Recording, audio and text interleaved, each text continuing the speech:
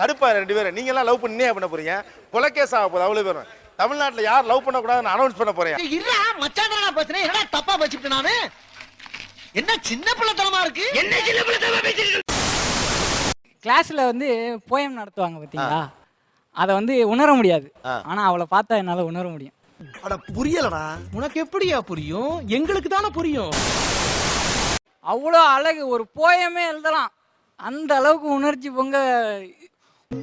அப்ப காலேஜ்ல நூல்கண்டி வியாபாரம் தான் ஓடிக்கிட்டு இருக்கு, எவனும் படிக்கல. விளங்கும்டா அந்த காலேஜ், விளங்கும்.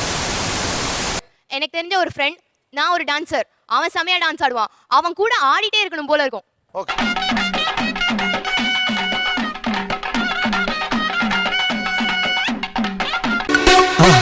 மறக்காம சர்ப்ரைஸ் பண்ணுங்க.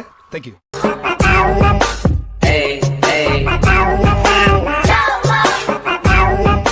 அழகுதான் காதலில் ஒரு படி தூக்கலாக இருக்கிறது என்று சொல்லுகிறவர்கள் இந்த பக்கம். இன்னொரு பக்கம் அது நீண்ட காலத்திற்கு நிலைக்காது. ஒரு அறிவு சார்ந்த அந்த மனநிலையை அழகு மட்டுமே வைத்திருக்கிற ஒரு பையனால் கொடுத்து விட முடியாது என்று அறிவு வாதிடுகிறது. ஒரு பையனுடைய ஒரு பெண்ணினுடைய அறிவை எப்படி எடை போடுகிறீர்கள்? இவன் அறிவானவன், இவள் அறிவானவள், எப்படி முடிவு பண்றீங்க? நோ கமெண்ட்ஸ், சிம்பிளி வேர். லைஃப் லாங் ஃபுல்லா நம்ம கூட இருக்கிற லைஃப் பார்ட்னர் நமக்கு எல்லா வகையிலும் ஒத்து போகணும்ல. ஓகே, அதற்கு அறிவு தான் பயன்படும் நம்புறீங்க. ஆமா. யாரா நீ இவ்வளவு டேலண்டட் ஆகுற? அறிவானவங்க தான் அந்த ரிலேஷன்ஷிப்பை ஸ்டேபிளா கொண்டு போவாங்க. Is it? கிளாஸ்ல வந்து போயம் நடத்துவாங்க பாத்தீங்களா, அதை வந்து உணர முடியாது. ஆனா அவளை பார்த்தா என்னால உணர முடியும். அட புரியலடா. உனக்கு எப்படியா புரியும்? எங்களுக்கு தானே புரியும். அவ்வளோ அழகு, ஒரு போயமே எழுதலாம், அந்த அளவுக்கு உணர்ச்சி பொங்க. அப்ப காலேஜ்ல நூல்கண்டி வியாபாரம் தான் ஓடிக்கிட்டு இருக்கு, எவனும் படிக்கல. விளங்கும்டா அந்த காலேஜ், விளங்கும். ஒரு விழிப்புணர்வோட ஒரு விபத்து நடந்தா எப்படி அந்த பயமுறுத்துறீங்க.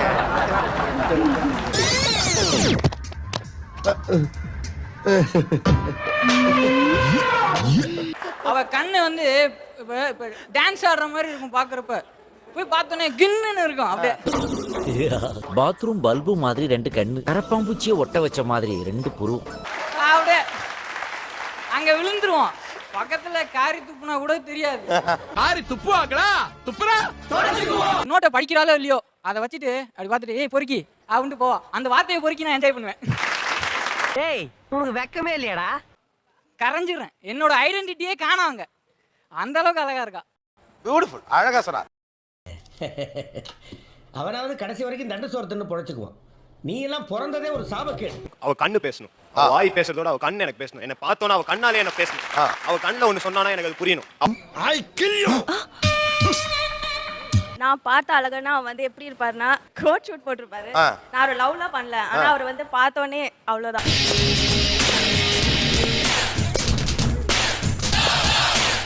அவரோட ஹேர் ஸ்டைல், அவரோட மேன்லி பாடி. யார் பிஜேபி சந்தோஷமா? மிஸ்டர் வேணு சாஸ்திரி. ஐ வேணு. ஏமா சொல்லுங்கம்மா, பாயிண்ட் ஏதாவது காலம் போன காலத்துல சொல்லுங்க. பொம்பளை பிள்ளை 1.5 வயசுல இருக்கல என்னமோப்பா, அதுக்குன்னு ஒரு முகராசி அமைஞ்சிருக்குல்ல. ஃபர்ஸ்ட் டைம் கேப் விட்டுட்டு நான் வெளியே வந்து இருக்கேன். Is standing there and is smoking. Okay, ஏப்பா மூக்குல புகை விடல. நான் என்ன வித்தியா காட்டுறேன். ஐயோ சிக்கிட்டமே. போய்டா. I liked his attitude. அவரோட attitude, the way he was smoking, and he came and he spoke to me. And தமிழ்ல சொல்லுங்களேன். இங்கிலீஷ் தெரியாதா? தேவையான அளவுக்கு தெரிஞ்சு வச்சிருக்கான், தமிழ்ல சொல்லுங்க. அந்த attitude, அந்த ஸ்டைல், அந்த நட, அந்த இது, அதுதான் முதல்ல என்ன அட்ராக்ட் பண்ணுது. I don't know how to தமிழே வரலையே. பேக்ல இருந்து புக் எடுத்துட்டு நிமிந்து பார்க்கும்போது ஒரு டக்குன்னு ஒரு அவங்க கண்ணை பார்க்கும்போது டக்குன்னு ஒரு ஸ்பார்க் அடிச்சது.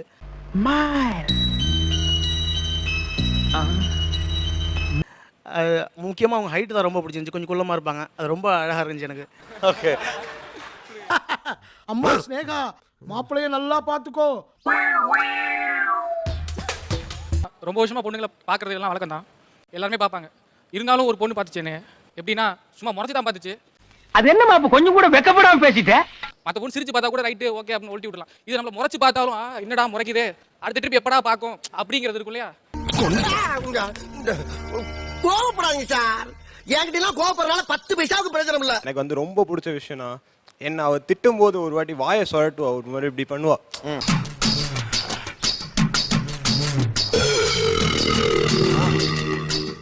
அது நம்ம பண்ணும்போது என்னத்துக்குறா அப்படி பண்ணா, எதுக்கு அவ திருப்பி நார்மலா ஃபேஸ் ஆக்கிடக்கூடாதுன்னே நம்மளுக்கு தோணும். அப்படியே யார் இந்த முட்டைய இப்படி பாக்குறான், பாத்துட்டு போறான். என் பாய் ஃப்ரெண்ட் வந்து மெட்டல் மியூசிக் ரொம்ப ரொம்ப பிடிக்கும். ஓகே, ஸோ அந்த மெட்டல் மியூசிக் கேட்டும்போது ஹெட்செட்டை போட்டுட்டு இப்படின்னு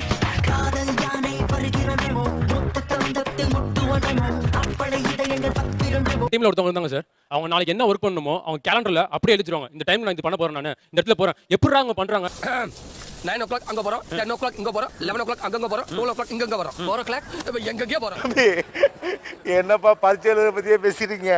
கேட் கீப்பர் செஞ்சிருவான்ப்பா அந்த வேலையை, போய் பாருங்க. ஏன்டா அப்படி இருக்கீங்க?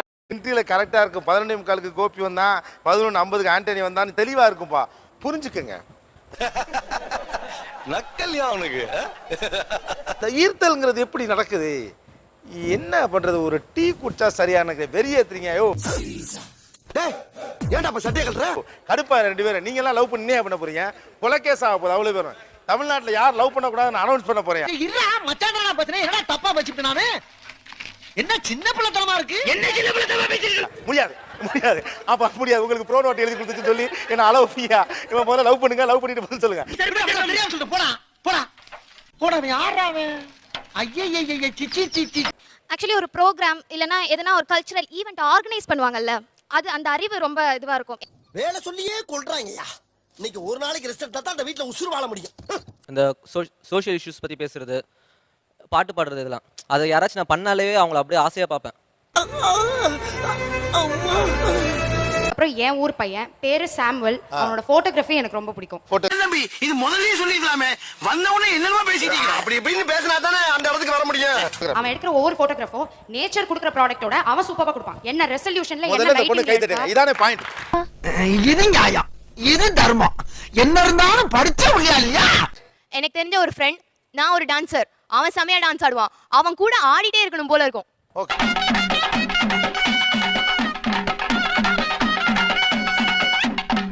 பேசுறதுக்கு முன்னாடி ஒரு வார்த்தையை மாத்திடுறேன். லவ்வரை காதலனை காதலின்னு சொல்லாம கேர்ள் ஃப்ரெண்டுன்னு சொல்றது அது அசிங்கமா இருக்கு எனக்கு. என் மனசுல உள்ள பாரமே குறைஞ்சிருச்சு. கேர்ள் ஃப்ரெண்ட் எதுக்கு உங்களுக்கு அசிங்கமா இருக்கு? அது மட்டும் எனக்கு எக்ஸ்பிளைன் காதலி பண்ணுங்க. தோழியா இருக்கலாம், ஆனா ஒரு தோழியை காதலி கூட கம்பேர் பண்றது அசிங்கமா தான் நான் நினைக்கிறேன். யாருக்கிட்டயுமே சொல்லாம நம்ம கிட்ட மட்டும் சொல்லி நம்ம நிம்மதியை தரிசாக்கிட்டானே சண்டாளே. ஹலோ, அது தோழிங்க. Girl friend is not like that. Hello, ஃப்ரெண்டுக்கு தமிழ்ல தோழி தான் இங்க அர்த்தம். பாருங்க, கேர்ள் ஃப்ரெண்ட் பாய் ஃப்ரெண்ட் நிறைய பேர் பேச. கடையில பல்பெல்லாம் கொஞ்சம் ஆஃப் பண்ணுங்கப்பா. ஏண்டா இவ்வளவு பெரிய பல்ப் நீரி. மேகத்துல மிதக்கிற மாதிரி இருக்கணும், அது என்னது? அரை போதையில இருக்கணும், அந்த மாதிரி இருக்கும் சார். அட அற போத நாயே. அப்படியே இமயமலைக்கும் ஆல்ப்ஸ் மவுண்டனுக்கும் போயிட்டு வர மாதிரி ஒரு ஃபீலிங். ஐயோ டேய், அவன் தான்டா இன்னைக்கு பெரிய வேலை பார்த்து விட்டு போயிட்டான். அது ஒரு மயக்கம். நான் என்ன சொல்றது, அந்த மயக்கம் 30 வயசுக்கு மேல தெரியும். மயங்குதல் வாழ்க்கையின் ஒரு பாகம். நீங்க ஐயோ இந்த சின்ன விஷயத்த கூட புரிஞ்சு தெரியாத தத்தியா இருக்கிறானே. புக்கை படிச்சு தான் வந்து லவ்வ பத்தி நீங்க கிரைட்டீரியா கொடுக்குறீங்க. ஆனா இந்த புக்கு படிக்கல. எந்த புக்ல எழுதி இருக்கு? இந்த வெங்காய பேச்சு ஒன்றும் குறைச்சல இல்ல. உணர்வு எனக்கு மட்டும்தான். ஆனா புக்கு யாரோட மைண்ட் வேணா இருக்கலாம். ஆனா உணர்வு எனக்கு சொந்தமானது. ஆமா, அவசரப்பட்டு அப்படி எல்லாம் முடிவு பண்ணப்படாது. இதுவும் உணர்ச்சி சார்ந்ததுதான். அழக சார்ந்த ஒருத்தர் நம்ம செலக்ட் பண்றோம்னு வச்சுங்களேன், ஒரு பொண்ணை. செலக்ஷன்ங்கிறதே மெஷர்மெண்ட். நீ கேட்ட ஒவ்வொரு கேள்வி என்ன செருப்பால் அடிச்ச மாதிரி இருக்கு. என் மனைவி வந்து என் டெத் பெட்ல வந்து உட்கார்ந்து பேசுறாங்க. அப்ப நான் என்ன சொல்லுவேன், அன்னைக்கு உன்னை பார்த்து விழுந்தேன்ல மாம்சு. மாப்ள எப்படி மாமு இப்படி திறந்த புத்தகமா இருக்கீங்க? அன்னைக்கு தான் நான் வாழ்ந்தேன்னு சொல்லுவான். என்ன ரொம்ப டச் பண்ணிட்டீங்கண்ணே. அதுதான் வாழ்க்கை. அந்த ஒரு தனம் தான் வாழ்ந்தேன். அதுக்கு பின்னாடி அறிவு என்ன தின்றுச்சு, அதுக்கு முன்னாடியும் அறிவு என்ன தின்றுச்சு. கங்க்ராச்சுலேஷன்ஸ். ஒரே கொஸ்டின், அவர் எது அறிவுன்னு பாக்குறாரு நான் நினைக்கிறேன்.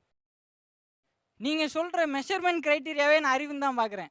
உங்களுக்கு விளக்கம் சொல்லி ஏன் நான் ஓஞ்சிருவோம் போல இருக்க. இப்ப நாளைக்கு ஆக்சிடென்ட் ஆக போகுதுன்னு நான் சொல்ல முடியாது. அது ஆவறப்ப தான் தெரியும். தோத்துக்கிட்டே இருக்கீடா. இது எப்படி நான் இது நீங்க அந்த டைம்க்கு எனக்கு அது டைம்லாம் அங்க கிடையாதுங்க. டைமே இல்ல. புரியுதுங்களா? எனக்கு இப்ப நேரம் சரியில்லை, அப்புறமா வந்து வச்சுக்கிறேன். 60 வருஷம் வாழ்ந்தாலும் 1 மணி நேரம் தான் அது. அது நீங்க 1 மணி நேரம் சொல்லிக்கலாம். நான் வாழ்ந்தேன்.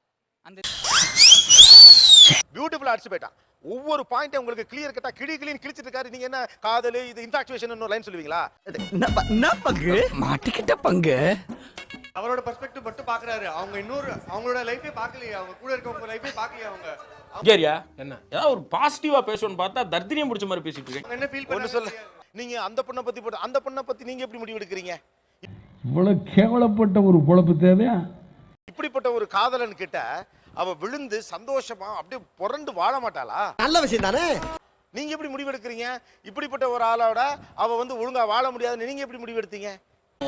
ஆகா, உனக்கு பாரு பாயிண்ட் மேல பாயிண்ட் கிடைக்குது. ஆமாண்டா.